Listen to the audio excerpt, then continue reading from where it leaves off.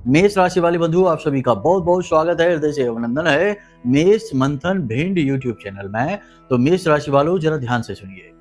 अगले 3 से 5 दिनों में आपके जीवन काल में जो भी कुछ घटित होने वाला है, इसके विषय में भूल कर भी किसी को नहीं बताना।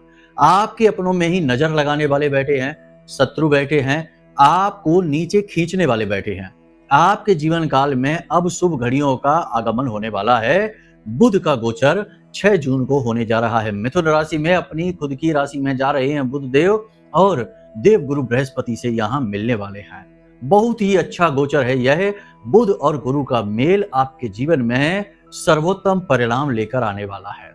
आप यकीन मानिए कि आपके जीवन काल में ऐसी ऐसी घटनाएं घटित होने वाली हैं अगले 5 से 7 दिनों में, जिनको आप लंबे समय से इंतजार कर रहे थे, लंबे समय से जिन चीजों के बारे में सोच रहे थे, वे अब फलीभूत होने जा रही हैं।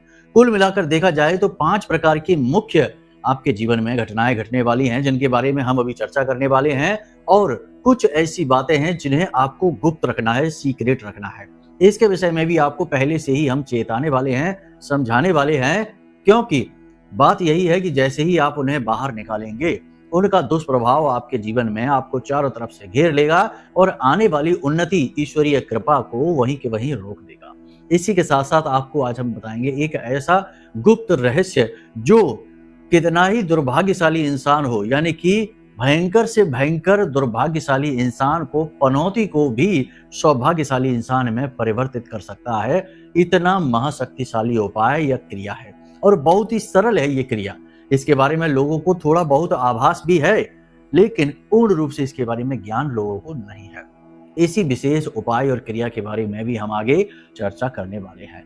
कहने का मतलब यह है कि आज का यह जो कार्यक्रम है, यह आपके आने वाले कम से कम 5 से 7 दिनों का पूरा रोड मैप है।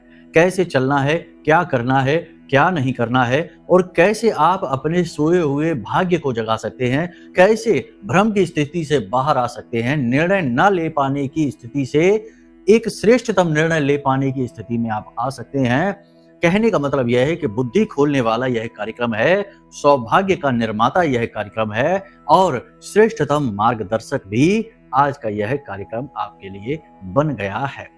तो बस ऐसे में आपको इस कार्यक्रम को पूरा देखना है, अंत तक देखना है, सारी बातों को समझ लेना है, अपने जीवन में उतार लेना है, और जैसे जैसे आप इन चीजों को अपने जीवन में उतारेंगे, आपके जीवन में इनके चमत्कार, सकारात्मक घटनाएं घटती आपको स्पष्ट रूप से दिखाई देंगी। उम्मीद करते हैं बंधु आप हमारी बातों को समझ रहे हैं। कार्यक्रम को अंत तक अवश्य देखेंगे, तभी हमारी मेहनत सफल होगी और महामाई की कृपा, आशीर्वाद भी आप तक पहुंच पाएगा। तो चलिए बंधु, अपने मूल विषय को शुरू करते हैं। महामाई को याद करते हुए कमेंट बॉक्स में पूरे भक्ति भाव के साथ लिख डालिए, जय मां भद्रकाली कृपा करो। महामाई निश्चित तौर पर आपके ऊपर कृपा कर चुकी हैं, तभी यह कार्यक्रम आप तक पहुंचा है। भाव यदि गहरा बने तो कमेंट बॉक्स में यह भी लिख देना कि मैं भी माई के परिवार का हिस्सा हूं। यह कार्यक्रम माई के धाम से प्रसारित हो रहा है, शुद्ध श्रेष्ठतम ज्ञान लेकर आया है, और इस ज्ञान की, इन बातों की पूरी जिम्मेदारी हम ले रहे हैं। ये वास्तविक हैं, फलीभूत हैं। तो बिल्कुल टेंशन फ्री होकर सारी बातों को समझिए, एक एक करके सारी बातों को समझिए। चलिए अपने मूल विषय को शुरू करते हैं। सबसे पहले बात करते हैं 5 बड़ी भविष्यवाणियों की, घटनाओं की। प्यारे मित्रों, हमारे अत्यंत प्रिय और परम पूज्य अमिताचार्य जी के पास माँ बगलामुखी और माँ भद्रकाली की साधनाओं का वर्षों का अनुभव है, और माता रानी की इनके ऊपर पूर्ण कृपा और सिद्धि है। आचार्य जी ने अपने सटीक कुंडली विश्लेषण और श्रेष्ठतम उपायों के माध्यम से हजारों लोगों के जीवन को खुशियों से भरा है। आचार्य जी का कुंडली विश्लेषण और उपाय करवाने का तरीका इतना अद्भुत है कि जीवन के हर एक दुख और कष्ट का कारण जड़ से ही समाप्त हो जाता है। फिर समस्या चाहे जैसी भी हो, कर्जा बहुत बढ़ गया हो, व्यापार चल नहीं रहा हो, बीमारियों में आप बर्बाद हो चुके हो, रिश्तों में प्रेम समाप्त हो चुका हो, या फिर नौकरी ही न मिल रही हो, विवाह में देरी होती हो, कैसी भी समस्या हो, इन समस्याओं का कारण क्या है, कौन सी महादशा परेशान कर रही है, कौन सा दोष लगा हुआ है, सब कुछ आचार्य जी इतना सटीक बताते हैं कि वर्षों वर्ष के दुख कुछ ही दिनों में समाप्त हो जाते हैं। अगर आपके जीवन में भी कोई ऐसी संकट की घड़ी है तो यही सही समय है जब आप पूज्य आचार्य जी के हाथों से अपनी कुंडली का विश्लेषण करवाएं और वर्षों से चल रहे दुखों और संकटों के इस चक्र से बाहर निकल जाए। प्यारे मित्रों, अभी वीडियो में दिए गए नंबरों पर फोन करिए और अपनी कुंडली का श्रेष्ठतम आकलन करवा डालिए। जिंदगी बदलने का यह सबसे बड़ा मौका हाथ से मत जाने दीजिएगा। जय माई की, महामाई आपका कल्याण करे। देखिए 6 जून के बाद से ही आपके जीवन में कुछ चीजें पॉजिटिव होनी शुरू हो जाएंगी। हम जानते हैं कि आप लंबे समय से निर्णय ना ले पाने की क्षमता से जूझ रहे हैं। आपको समझ में नहीं आ रहा है कि क्या करें क्या ना करें। 2-3-4 ऑप्शंस हैं, 2-3-4 बातें हैं जिनमें आप उलझे पड़े हैं। तो अब होगा यह कि 6 जून के बाद से आपकी बुद्धि प्रखर होनी शुरू हो जाएगी, ऊर्जा सकारात्मक होनी शुरू हो जाएगी। बुध और गुरु का मेल है जो वह बहुत ही उत्तम मेल कहा जाता है, क्योंकि गुरु ज्ञान के देवता हैं। डीप नॉलेज जिसे हम कहते हैं, समझ जिसे हम कहते हैं, चीजों को समझना, चीजों के बारे में जानना और उन्हें समझना, यानी चीजों की नेचर को, स्वभाव को समझ लेना, ये गुरु का काम है। और बुध है कि कैसे इस भौतिक संसार में ज्ञान का प्रसार और ज्ञान के माध्यम से उन्नति हासिल की जाती है। यानी कि भौतिकवादी ज्ञान जो है वह बुध का प्रदर्शक है और आध्यात्मिक ज्ञान और चीजों की गहरी समझ गुरु का प्रतीक है। दोनों का जब मिलन होता है तो जातक के अंदर ज्ञान का प्रकाश, ये यूं कहे कि प्रकाश का विस्फोट होता है, ज्ञान का विस्फोट होता है। कहने का मतलब यह है कि यदि जातक सात्विक है, अब शराब पीता है, मांसाहार करता है, तो बात ही अलग हो गई। फिर तो वह प्रवृत्ति राक्षसी अपना कर बैठा है, तो देवताओं के लाभ कैसे मिलेंगे? तो पहले तो अपनी इन दुष्प्रवृत्तियों को त्यागिए, इन नकारात्मक चीजों से दूरी बनाइए, फिर देवताओं के सानिध्य में आने की बात करिए। तो पहले तो इन चीजों को हटाइए। अगर जो इंसान इन चीजों से दूर है, सत्य बोलने की कोशिश करता है, अच्छे मार्ग पर चलना चाहता है, तो इस इंसान के जीवन में आने वाले समय में इसकी बुद्धि बहुत प्रखर होने वाली है। ये अपने लिए हर भले बुरे निर्णय का खुद से आकलन कर पाएगा, समझ पाएगा।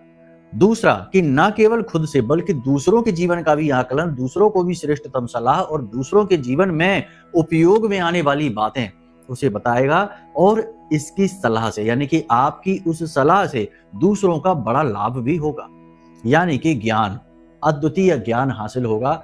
देखो अब ऐसे में ये भी होगा कि कुछ लोगों के जीवन में मार्गदर्शक, पथ प्रदर्शक गुरु आएंगे, यानी कोई धार्मिक व्यक्ति आ सकता है, किसी धर्म गुरु से या पूजा पाठ करने वाले व्यक्ति से आप मिल सकते हैं, उसकी शरण में जा सकते हैं, ज्ञान प्राप्त कर सकते हैं, या फिर कोई अनुभवी व्यक्ति जो आपका शुभ चिंतक भी है, उससे आपकी मुलाकात हो सकती है। ये बहुत ही अच्छे संकेत हैं। इन चीजों को आप पॉजिटिव तरीके से लेना, सकारात्मक तरीकों से लेना। पुरानी जितनी भी आपके जीवन में व्याधियां हैं, नकारात्मकताएं हैं, उन्हें भूल जाना।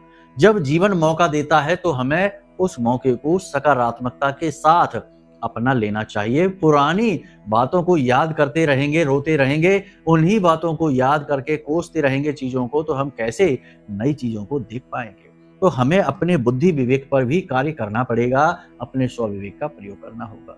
दूसरी सबसे अच्छी घटना यह होगी कि जो लोग बेरोजगार हैं, नौकरी तलाश रहे हैं, उन्हें नौकरी लगने के, यानी 6 जून के बाद नौकरी लगने के पूरे अवसर प्राप्त होंगे। ठीक है। जो नौकरी बदलने के बारे में सोच रहे हैं, उन्हें भी नौकरी बदलने के अवसर प्राप्त होंगे। बस ये देखना है कि नौकरी बदलने से पहले विचारशील होना बेहद अनिवार्य है। और कुंडली में ये भी देखना है कि कहीं आपकी जन्म पत्री में दशम में शनि तो नहीं बैठे हैं, नवम में, दशम में और 11वें भाव में शनि बैठे हैं, तो कार्य में परिवर्तन के विचार आपके मन में अवश्य डालेंगे ही। तो इसका थोड़ा सा आपको विचार करना होगा, अपनी जन्म पत्री को दिखवाना होगा। आप खुद अपनी जन्म पत्री देख सकते हैं, हम बीच बीच में चीजें आपको बताते रहते हैं। फिर भी यदि आपको सही आकलन कराना है, चीजें अच्छी तरह से समझनी है, तो उसके लिए चिंता नहीं करना है। कार्यक्रम में हमने नंबर दे रखा है, बस इन नंबरों पर फोन करिए। हम आपकी कुंडली का श्रेष्ठतम आकलन करके जो अभी चल रहा है आपके जीवन काल में और पुरानी समस्याएं जो चल रही हैं, उनका कारण क्या है, स्रोत क्या है, उसे मिटाने में आपकी मदद करेंगे और कुंडली अनुसार श्रेष्ठतम उपाय दे देंगे। बस यही तो समाधान है और यही तो इस विद्या की खूबसूरती है कि ना केवल समस्या बताना बल्कि उसका समाधान भी दे देना। खैर, अगली घटना जो है वह यह घटित होगी कि आप किसी नए बिजनेस की, नए काम की रूपरेखा रखेंगे। जी हाँ, कोई साइड इनकम आप बना सकते हैं, कोई प्रॉपर्टी वगैरह रेंट पर, किराए पर चढ़ा सकते हैं, प्रॉपर्टी बेच भी सकते हैं और कोई ऐसा काम जिससे धन का आगमन होगा, कोई बिज़नेस आप शुरू कर सकते हैं, फ्रेंचाइज़ी वगैरह है, कोई और अपने बिज़नेस को फैला भी सकते हैं, दूसरा कोई और काम शुरू कर सकते हैं, मतलब कि उन्नति होगी। आर्थिक उन्नति का समय आ रहा है, आपके जीवन में तरह-तरह के मौके, अवसर आपको प्राप्त होंगे। मौके, अवसरों को प्राप्त करना और उनका आकलन करना बेहद अनिवार्य है और जो सही लगे, श्रेष्ठ लगे, उसी का चुनाव करना है, जल्दबाज़ी नहीं दिखानी है। देखिए, राहु इस समय पर अति बली है, तो इस बात की पूरी संभावना है कि जो मौके आपके पास आ रहे हैं धन कमाने से जुड़े हुए, वे पहले नकारात्मक मौके आएँगे। मतलब कि राहु का स्वभाव ही नकारात्मक है, राक्षस ग्रह है, छाया ग्रह है, स्वभाव से ही नेगेटिव है, नकारात्मक है। तो जो अवसर, अपॉर्च्युनिटी मौका देगा राहु देगा, वे पहले नेगेटिव होंगे, यानी कि पहले नकारात्मक चीज़ें आपके जीवन में टकराएँगी, फिर अच्छी चीज़ें।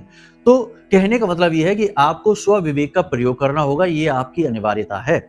आप अपनी बुद्धि, अपने दिमाग का सही से इस्तेमाल करेंगे, विचारशील बनेंगे, ये आपकी अनिवार्यता है। ये आप कर पाएँगे तो आप श्रेष्ठ चुनाव कर पाएँगे और चुनाव आपका जो भी रहेगा, वही तो आपके भविष्य की रूपरेखा तय करेगा।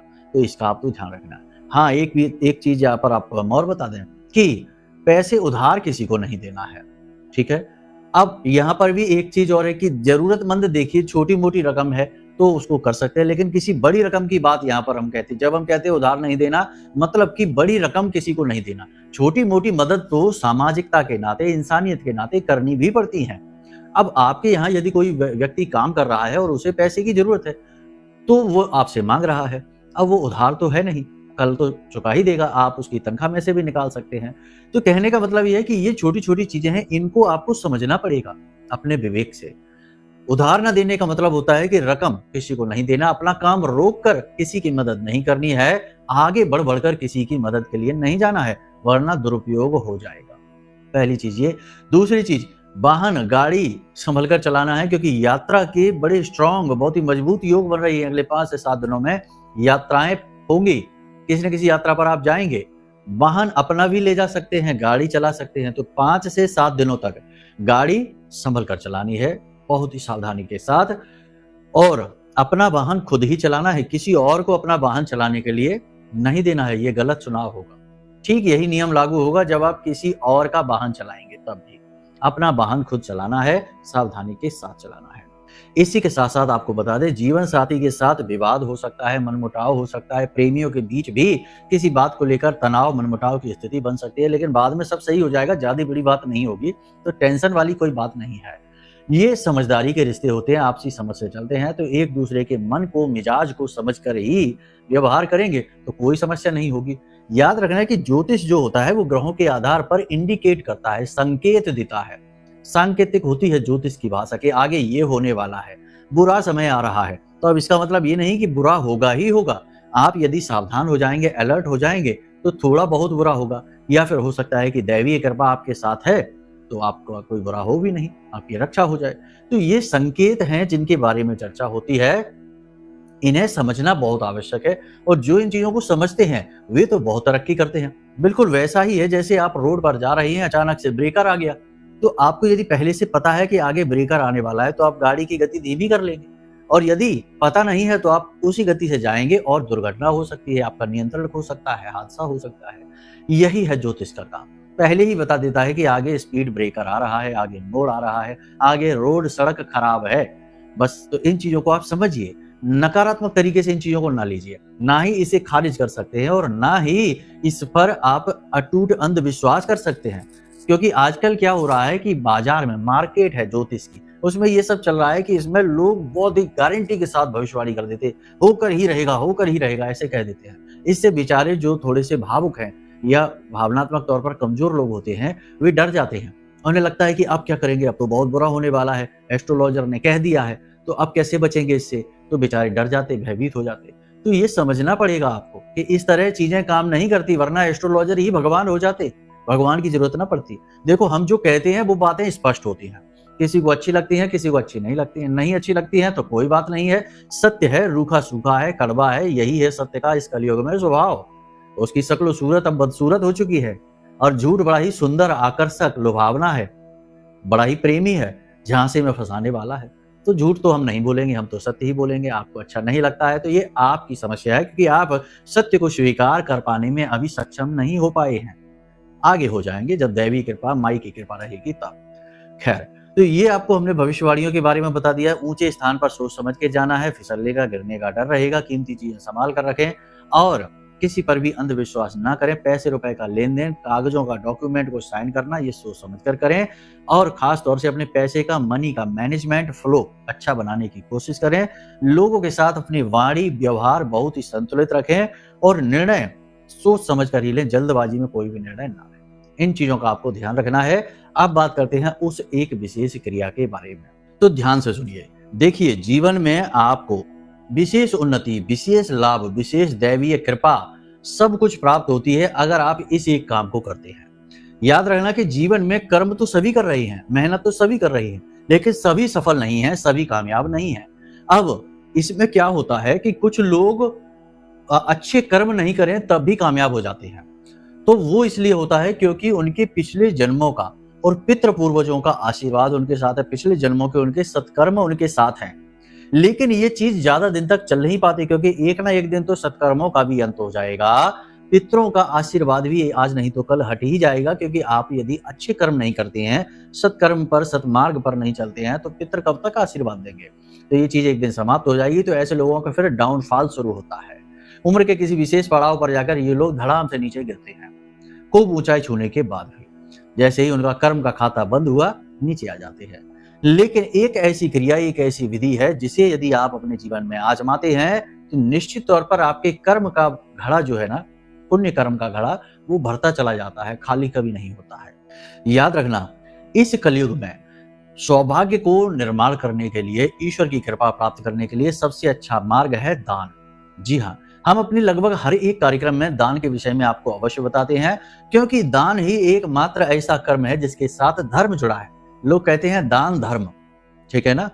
वैसे तो सारे धर्म ही हैं, चाहे दया हो, तप हो, दान हो, सभी धर्म ही हैं। लेकिन दान कलयुग का सर्वश्रेष्ठ कर्म है। तो आपको अपने सौभाग्य का निर्माण करना है, बिगड़े काम बनाने हैं, जीवन में उन्नति करनी है, आगे बढ़ना है निर्बाध रूप से, तो आपको दान करने की आदत डालनी होगी। अब इसमें भी लोग बहुत बुद्धि लगाने लगते हैं। किसी को दान देंगे तो लोग कहते हैं, अरे इसको क्या दान देते हो, ये तो जाकर अभी ये करेगा, उल्टे सीधे काम करेगा, तुम्हारे पैसे का दुरुपयोग करेगा। कभी कभी कोई कह देता, मंदिरों में क्या दान करना, वहां तो ये लोग लूट मार मचाते हैं, पैसे खा जाते हैं, ये करते वो करते। जब सारा ज्ञान आपके पास है ही तो फिर आप परेशान क्यों हैं? जब सारी व्यवस्थाएं आपको समझ में आती हैं, ईश्वर की व्यवस्था भी आपको समझ में आती है, धर्म कर्म न्याय का संपूर्ण ज्ञान, ब्रह्म ज्ञान आप लेकर घूम रहे हैं, तो फिर आप व्याकुल परेशान क्यों हैं? क्यों अपनी कुंडलियां दिखा रहे हैं? क्यों दर दर की ठोकरें खा रहे हैं? ये उन लोगों के लिए हम कह रहे हैं जो लोग ज्यादा ज्ञान देते हैं इन चीजों पर। आप एक बात समझिए कि आपने किसी को कुछ दान दिया, मानकर चलते हैं 20 रुपए आपने किसी भिखारी को दान दे दिए, उस भिखारी ने आपके दिए पैसों से कुछ गलत खा पी लिया, तमाम सारी व्यसन चल रहे हैं, तो कुछ खा पी लिया, तो कर्म आपका खराब हुआ या उसका? उसने गलत कार्य किया, दान में मिली दक्षिणा का उसने दुरुपयोग किया कि आपने? आपने तो अपना कर्म बना लिया, बिगड़ेगा उसका कर्म। याद रखना कि यहाँ हर एक जीव इस संसार में एक दूसरे से जुड़ा हुआ जरूर है, परंतु कर्म का खाता सबका अपना अपना है और सभी अपनी यात्रा पर हैं। इसीलिए इसे जीवन यात्रा कहते हैं। तो सभी अपनी यात्रा में चले जा रहे हैं, सभी का अपना कर्म का खाता है, सभी अपने नए कर्म बंधन बनाते हैं और पुरानों को काटते हैं। तो आपको कहने का मतलब हमारा ये है कि आप अपना भाव शुद्ध रखिए, अपना कर्म कीजिए। दुनिया की, पूरी दुनिया के हिसाब किताब की आपको आवश्यकता नहीं है। वो काम ब्रह्म का है, भगवान का है, वो खुद ही कर लेंगे। आप क्यों भगवान बनने की कोशिश कर रहे हैं? तो कहने का मतलब ये है कि आप बिल्कुल ये सोच कर जाइए कि प्रभु, हम आपके मंदिर आए हैं और हम आपकी ही द्वारा दी गई चीज को आपको ही दान कर रहे हैं, बस अपने भाव स्वरूप। भगवान के मंदिर में जो आप दान दे रहे हैं वो भगवान को नहीं दे रहे हैं, वो आप, भला आप खुद सोचिए कि आप और हम भगवान को कुछ दे सकते हैं, महामाई को कुछ दे सकते हैं, हमारी क्या हैसियत है? नहीं, लेकिन भाव तो दे सकते हैं। भाव देने की पूरी हैसियत है, ठीक है? भाव ही आपको अमीर बनाता है। लेकिन लोग दान तो कर देते हैं, लेकिन भाव विकृत कर देते हैं, उल्टे सीधे हिसाब किताब लगाकर, मानसिकता लगाकर, तो दान भी खराब हो गया। आपने जो मंदिर में दान किया वो पूजा पाठ में, अनुष्ठान में, भंडारे में, मंदिर के रख रखाव में प्रयोग में आ गया, तो वो तो हुआ ना सत्कर्म। तो कहने का मतलब ये है कि आप अपना कर्म करिए, अपना दान करिए। अब इसका मतलब ये नहीं कि आप यही करने लगे, नहीं। आप दिन में एक बार मंदिर जाइए, 10 रुपए, 5 रुपए, जितनी आपकी क्षमता है, क्षमता से भी कम आप दान कर दीजिए, कोई समस्या नहीं। आप कुत्तों को भोजन करा दीजिए, जीव जंतुओं का पेट भर दीजिए, जितना आप कर सकते हैं। 1 बिस्किट का पैकेट किसी कुत्ते को खिला दीजिए, गाय को 2 रोटी खिला दीजिए। अगर आप इन हैबिट्स को, इन आदतों को जीवन में लेकर चलेंगे, यानी हर वक्त अपना दान करने के लिए हाथ खुला रखेंगे, तो ईश्वर अपना हाथ आपके लिए खोल देंगे। तो यानी ईश्वर का वरद हस्त आपके ऊपर आएगा, क्योंकि आप स्वभाव से पवित्र हैं और पवित्र चीजें ही भगवान को प्रिय हैं, अपवित्र चीजें नहीं। दूषित विचार, दूषित मानसिकता और दूषित कर्म भगवान को नहीं चढ़ाए जाते। आप खुद समझते हैं, जो पुष्प खंडित होते हैं, खराब होते हैं, सड़े गले होते हैं, वे पुष्प भगवान को नहीं चढ़ाते, सुंदर कोमल पवित्र पुष्प चढ़ाए जाते हैं। तो आप अपने मन को पवित्र पुष्प बना लीजिए, ठीक है। यही एकमात्र तरीका है। ऐसा करने से जो पापी ग्रह हैं, जैसे केतु है, अत्यंत प्रसन्न होता है। जब आप किसी जीव को, कुत्ते का, गाय का, किसी पशु का पेट भरते हैं, तो केतु अत्यंत प्रसन्न हो जाता है। आप यकीन मानिए, जब मंदिर में आप दान करते हैं तो शनि अत्यंत प्रसन्न होता है और आपको शुभ फल देना शुरू कर देता है, चाहे कहीं भी किसी भी स्थिति में कुंडली में बैठा हो। अगर आप दान करते हैं मंदिर में जाकर, शनि प्रसन्न होता है। किसी भिखारी का अगर आप मान सम्मान करते हैं, उसे प्रेम से भोजन करा देते हैं, राहु 100% ठीक हो जाता है, चाहे किसी भी स्थिति में बैठा हो। याद रखना कि ये ग्रह जो है ना, ये कोई जीव नहीं है जो आपको सताने के लिए आ रही है। ये तो सिर्फ आपकी विचारधाराएं हैं।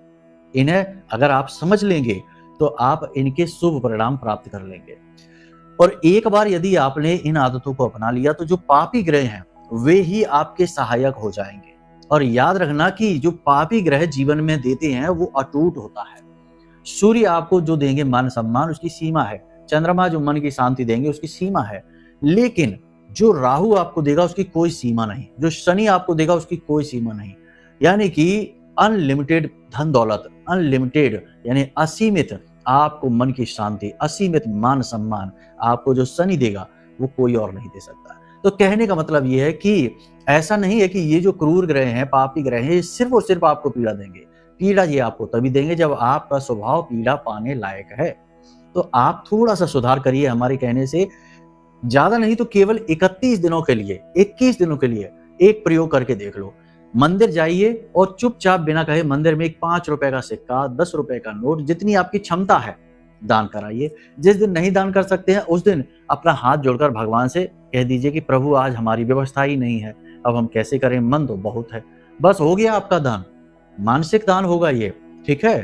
तो बस हो गया आपका। लेकिन आप जाकर ये क्रिया करिए, केवल 21 दिनों तक इस क्रिया को आप करके देखिए। 21 दिन के अंदर अंदर भाग्य ना खुल जाए, धन के नए मार्ग ना खुल जाए, विवाद, झगड़े, समस्या, तनाव जो भी कुछ जीवन में हो सब कटना ना शुरू हो जाए। तो हम आपसे कहते हैं बस एक चीज याद रखना कि एक भी कोई भी प्रयोग जैसे करो तो वो उसे अखंड करना। ऐसा नहीं कि 21 दिन का सोचा है और बीच में 4 दिन गायब हो गए, ऐसा नहीं। ये हाजिरी लगाना है भगवान के सामने, तो हाजिरी लगे तो बराबर लगे, ठीक है।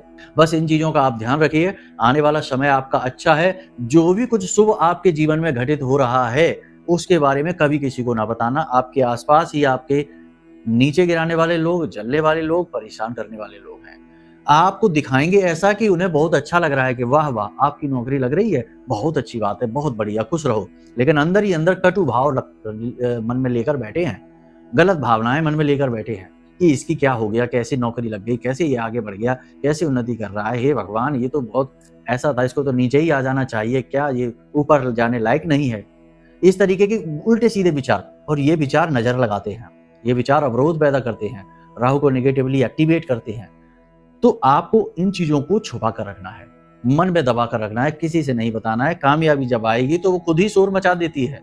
कामयाबी का अपना अलग शोर है, तो खुद ही लोगों को पता लग जाएगा। आपको कह कह के आगे बढ़ बढ़कर बताने की किसी को जरूरत नहीं है।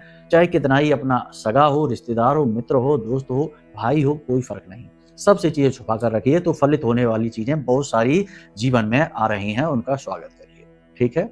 उम्मीद करते हैं सारी बातें आपने समझ ली हैं। अब यदि कोई प्रश्न मन में उठे या कुंडली का विश्लेषण कराना हो तो नंबर वीडियो में दिया गया है।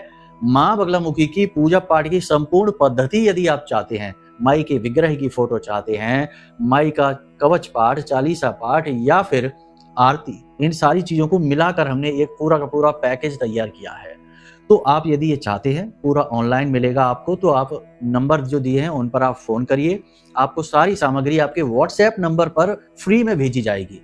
जो माँ बगलामुखी की सामग्री है, जो पूजा सामग्री है, कहने का मतलब जो है ऑनलाइन सामग्री है ये, कोई पार्सल नहीं जाएगा आपके पास, ठीक है? उतनी हमारी क्षमता नहीं है, इतने अमीर नहीं हैं हम, ठीक है? लेकिन ऑनलाइन हमने मेहनत करके सारी चीज़ें बनाई हैं आपके लिए, इकट्ठा की हैं, वो आपको हम भेज देंगे और उसका कोई पैसा नहीं लगेगा, ठीक है? वो माई के प्रति हमारी सेवा है कि घर-घर माई जाएँ और सबको आशीर्वाद दें, सबको खुश रखें, सबको अपना प्रेम, लाड़-दुलार दें, ठीक है?